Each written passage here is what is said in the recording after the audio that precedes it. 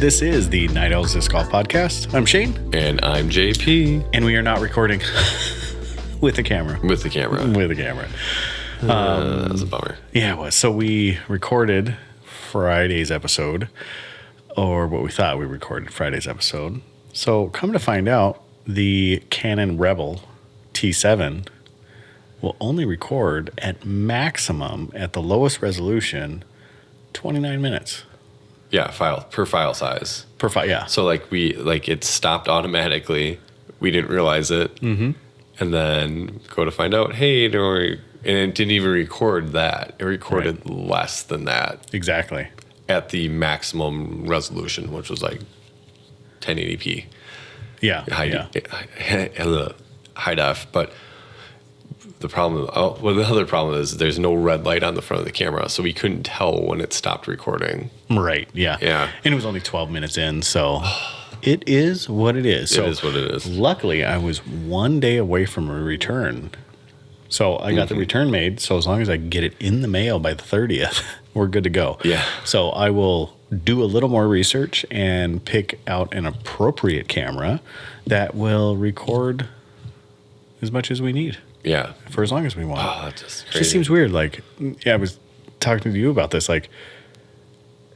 The recording size, I would assume, and I'm not a tech guy, I would assume would be per the size of the memory card you have in it. That's what I would have thought, too. It was kind of a no-brainer to me. But obviously, the way the files are written by Canon or by the Rebel or whatever it is. Yeah. They can only do 12 minutes. I know. It just seems weird to me. It does. So, I don't understand. My brain's too small for it. So, with that being said, let's jump into our short here. Door_disc_golf, night_owls_pod. And you can also find us at doordisc.com and then YouTube. And we will have the podcast recorded and then hopefully streamed at one point on those. So go ahead and or on YouTube, and it's Door Disc Golf. There you go. So go ahead and check that out. I have been working diligently on my Instagram game. Again, I'm back, folks. So I'm actually in the shop 2 days a week. So I got time on my hands to play around with my phone and all kinds of random other audios that come up on Instagram. So I was having fun with them today. I thought I dropped some bangers, and then they got 150 views, Well, if you haven't been doing them for a while. Yeah, it takes a while to break back in. Exactly. Got to get in the algorithm. Yeah, because we were doing pretty well there. We were hitting the 10K, 11K, 12K for a while there. And then all of a sudden it just kind of petered, because I think both Joe and I just lost focus on it because we were trying to do the YouTube thing. Oh, sure. And then we lost focus on the YouTube thing. But I'm back. So here we go. We are going to talk about a question that was proposed to both JP and I by Ben Kurowski. You've heard that name before. Mm-hmm. He brings up, should the PDGA have, or the Pro Tour, the Pro Tour yeah, have minimum distance requirements for courses? Now he says, he just brings up if there are two courses, should a minimum distance be at least 11,000 feet? I think that's probably pretty short, because 5,000 feet. I mean, that's Bailey's Harbor. That's our Wildberry Fields. We could meet that requirement. Mm-hmm. But no, we couldn't. But we'd be 1,000 feet shy of meeting that requirement. But that wouldn't be hard to meet. So let's talk about minimum distance in the Pro Tour. Do you think that is going to be something that we should start looking at? And I think that came from a conversation about no hole should be under 350 feet on the professional level. Okay. So start with the length of holes on the professional level. Okay. I don't think there should be any holes probably under 200 feet. Mm-hmm. 350, I mean, that's a good size hole for any course. Mm-hmm. That's probably a standard par 3 to start up here. I think that's hard because there's courses that can challenge you, and holes can be short, holes can be long, wooded, open, whatever. Yep. And it's all relative, basically, because you don't appreciate those long holes, or you can't appreciate like the difficulty of something without having like something be easy, or the other way around. You have to have that challenge, and so I don't think there should be a maximum length, but maybe I don't know. It's late. Yeah. Oh, that's fine. That's fine. And yeah, I think nothing under 200. Okay. I think. Okay. That seems yeah. I don't know. See, 200 to me, yeah, I mean, that sounds fine. Like, for me, I would look at it and say, I don't care how long the holes are. As long as they are appropriate in play, if that makes any sense. So, Yeah, it does. if you have a hole, for instance, Vegas, the island hopping hole in Vegas, that is a par 4. It is a 340-foot par 4. Yeah. So the par means nothing, but people take 6s and 3s on that all the time. I mean, it's kind of a beast of a hole, but you stand on the tee pad and you look up, hopping the golf tee pads all the way up to the green where the basket sits.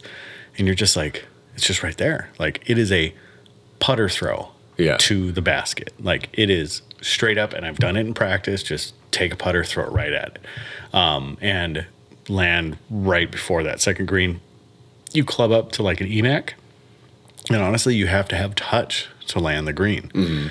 And there's a lot of guys that'll throw like spike forehands, or you can't throw backhand on it. But, that is a 315-foot hole that challenges every pro. Plain and simple. Now, as a par 4, no, it doesn't challenge every pro. Almost every pro, unless they're going for the island, is always going to get a 3. Yeah. The likelihood of them getting a 5 is high if they go for it.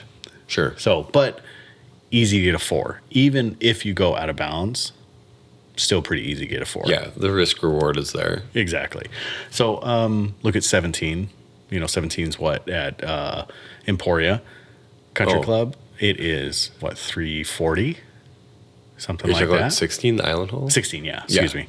Look at 8 at MVP. Look at, we can go on and on. Eureka has a few of those shorter, more technical holes.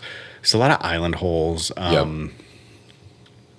Yeah, I'm trying to think of some really iconic, 17 at the Fort. I can keep going.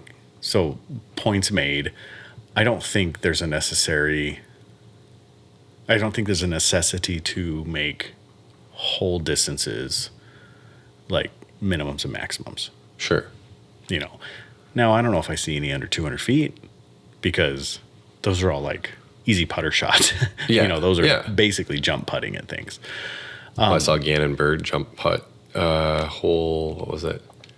Just one hole this past weekend where it was downhill to, I think it was 246 feet. I forgot what hole number that is, but he basically just jump putted. Yeah. Yeah. Well, and then Adam Hammis weekend before drained that huge jump putt, like just amazing jump putt. Yeah. So yeah, I everybody can do it at that level. I think those shorter holes, they can be kind of rewarding too. Sure. It's nice to give them those little reprieves, those little chances at running things. It gives a crowd, because also was at hole 1 at Jones Supreme. Yeah. Everybody, well, not everybody, some people complained about that being a bad starting hole. I don't know if I agree or disagree to it being a bad starting hole, but a good hole, yes. Yeah, it's a I short think so. hole. Challenging, has some guardians, like you got to make it through the gap. You got to land on the island. There is a layup. There's a lot of effect to that hole. So I think the hole was designed very well. Short hole though. So yeah, as far as shortness goes, I don't think we need to set a standard on that.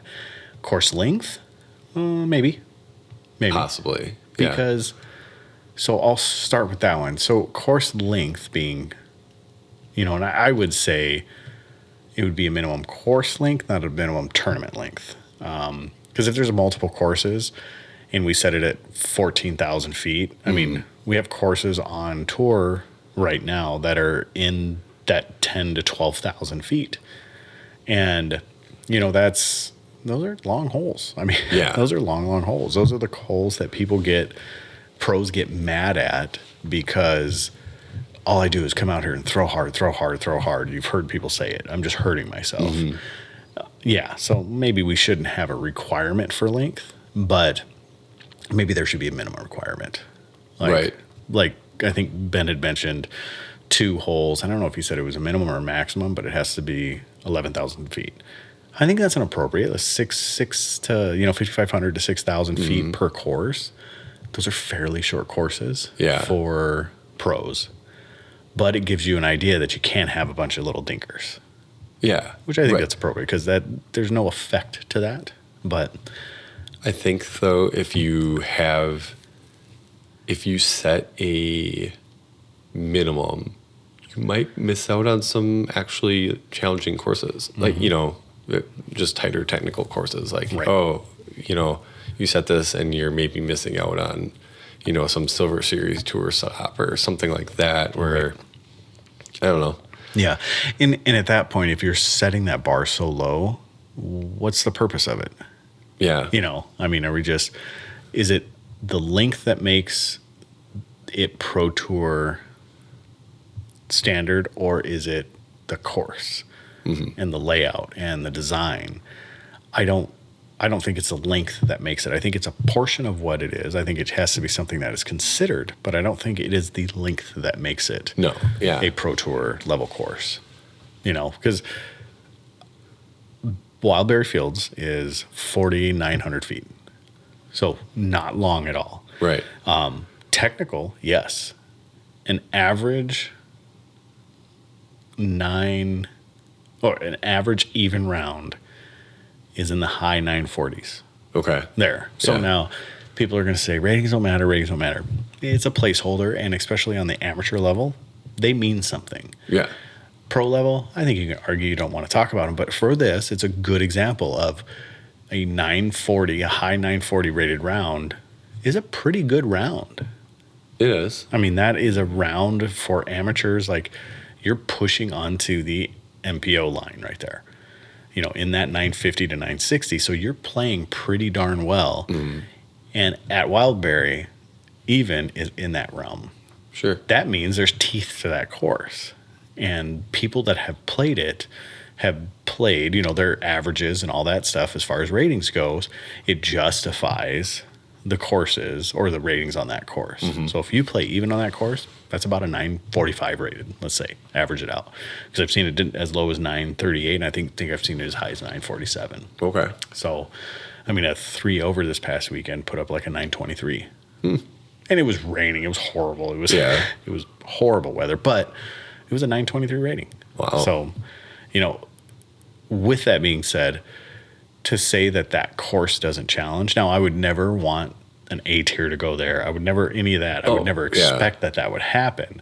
But as a good, nice little fun C tier course, absolutely. I think it's more than appropriate. Pro tier level? No. Pro tour level? No.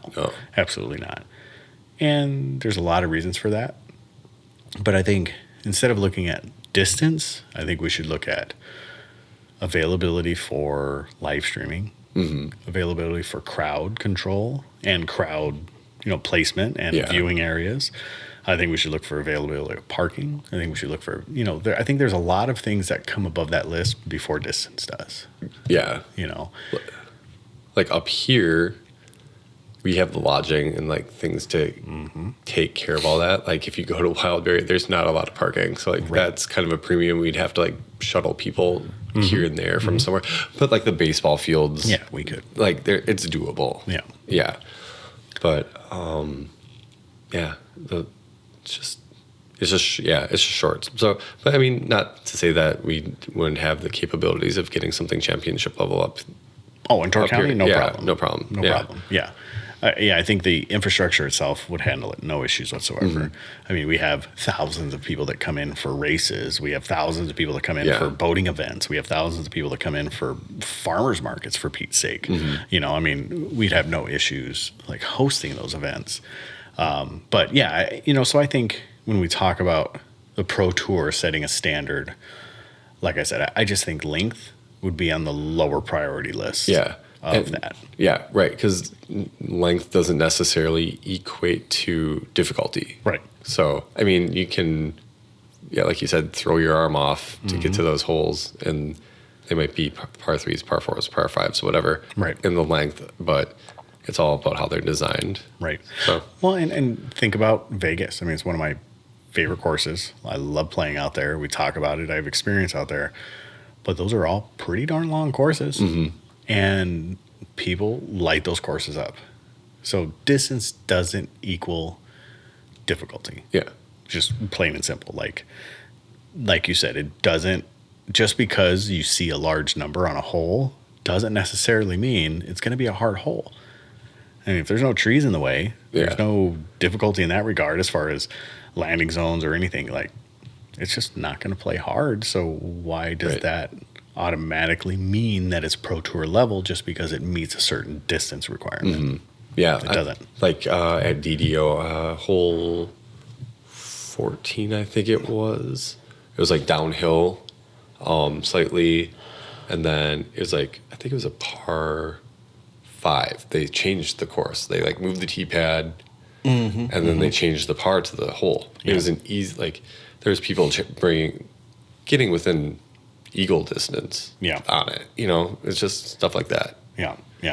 And I think that's one of those things I would rather see taking those birdie, eagle, those type of things and just playing on a course like your strokes are your strokes.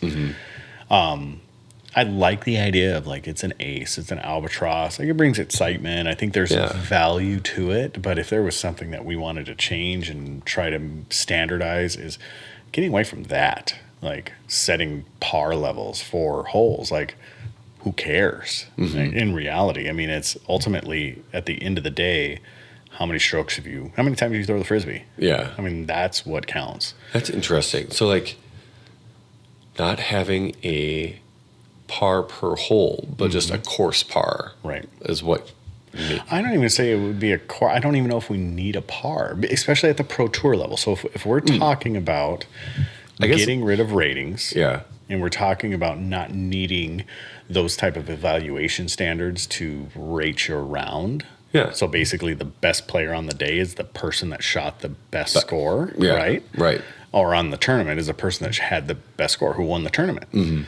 That's what matters, right? That's kind of what I'm hearing collectively in the disc golf community. Yeah. Why are we looking at pars then? What does it matter? Just for argument's sake? Probably, yeah. I mean, but you can still do that with, you can still do that with strokes, you know, because like, okay, you're setting this many strokes for a course record or whatever. It's not how much under par, like it is now. Like, oh, this person shot, Paul 18 down through 18. But it would just be your lowest, what the goal of the game is, lowest score wins. The only time I hear birdie, par, whatever the case may be, is playing casually or on the Pro Tour during oh my God, why can't I think of this name? Man, I'm having a hard time. Like every episode I have a hard time. but the announcers. Yeah. That's the only time I hear anybody say anything about it. Because you think when you play a tournament or you play with anybody, what do they ask for? They ask for your number. Yeah. They don't ask, what do you get, a par, birdie, bogey, double bogey? Right. No, you ask for like, hey, I got a 6 or I got a 2 or that's it. That's the only thing you ever hear. And at the end of the time, when you count up your strokes, you put it on the card. You don't do it to par. You don't put 5 over. You put, 59.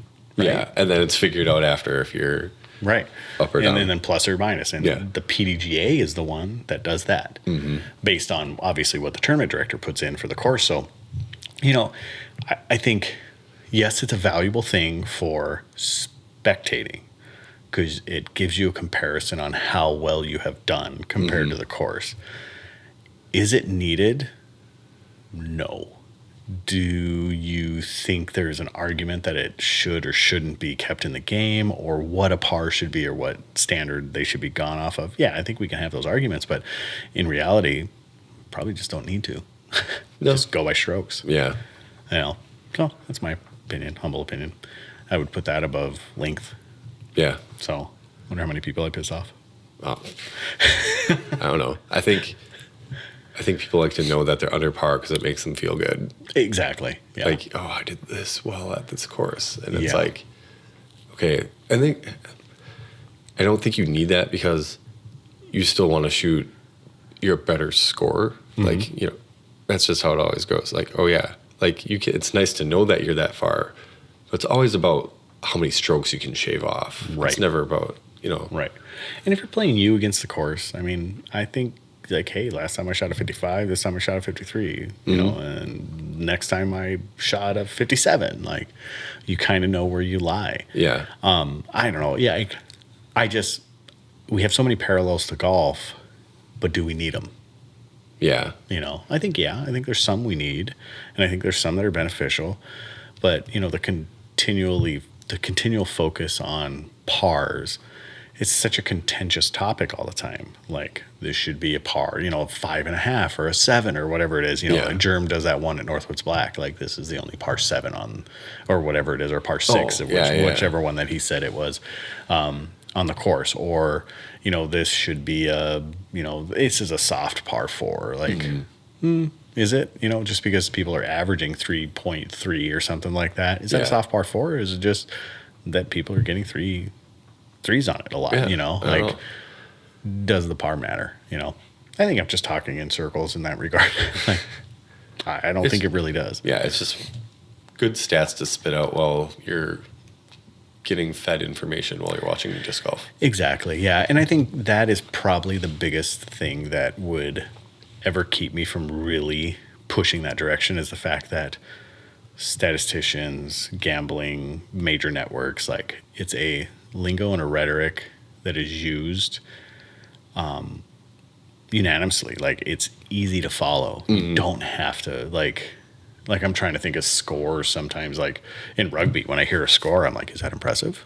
I don't know. Like, I don't know how people score in rugby. Yeah. Or like hockey is like 3 to 5 impressive. Is that a high score, a low score? What is it? Like, I just don't follow hockey. Well, yeah, I do. I know enough that that's a pretty good game. It's a high scoring game. But, like, there are things in that realm. Like, if you didn't know anything about basketball and you saw like 109 to 80 something, like, you'd be like, dang, those are high numbers. Like, they score that much. That'd be great. Especially if you saw those numbers in like football or something like that. Oh, yeah. No way, that's nuts. So when you see it in disc golf, if you just use the numbers, you'd be like, dang, that's high. Yeah. No context. If you put like, hey, you shot 3 under par, people are like, wow, that's pretty good. Or, I shot 15 under par, or 40 something is what most people are shooting. Like, dang, that's crazy. So I get that realm. And like, when you see it on ESPN and Macbeth shooting 18 under, only 18 holes, it brings a magnitude to that round that otherwise wouldn't have happened. Sure. Yeah. Because if you said, hey, Macbeth shot a 54, like, what does that mean? Right. But an 18 under, that's a whole different story. They might still tell you what the previous record is, or something, like how many strokes they beat it by, or something like that. But maybe. But do you think that ESPN would have picked it up and did the big montage that they had where he was doing the whole Macbeth speech and stuff like that, where he's doing kind of the Shakespearean, where, what I was seeing on ESPN? Like, do you think it would have been the same draw without par? No, I don't think so. Yeah. So, fighting against myself, but, those are the type of draws that I can see why it'll probably never go away, because it's good, it's comparable, it's relatable, but is it useful? Maybe, maybe not in the game itself. Right. So now that went far away from distance, didn't it? A little bit. the distance we measured from where we were talking. Exactly. So, all right. Well, send us your topics of conversation And send us non-disc golf related ones. Just random thoughts that you might have while you're laying in bed, taking a poop, shower, whatever it is. Or while you're recording your OnlyFans like JP does, right? Yeah. All right. So with that said, keep us up par. Anything else to add? Nope. Peace.